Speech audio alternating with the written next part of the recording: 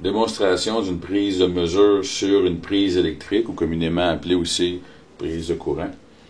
Eh bien, la première chose que je dois savoir, c'est le type de tension avec lequel je vais travailler. Dans ce cas-ci, je travaille avec du 120 volts AC.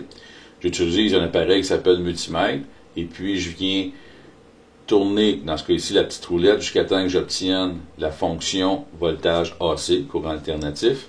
Et là, je prends les deux sondes et je suis en mesure de venir les insérer à l'intérieur des orifices. Donc, le petit orifice qu'on voit ici, c'est le petit orifice où la tension arrive, donc le conducteur noir, et le neutre qui est ici.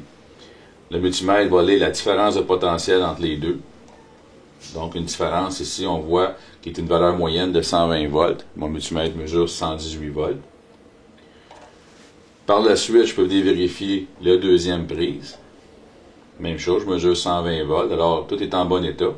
Je pourrais aller plus loin, vérifier si la continuité des masses est respectée. Alors, je peux prendre la branche 120 volts et venir vérifier sur une partie métallique de la boîte.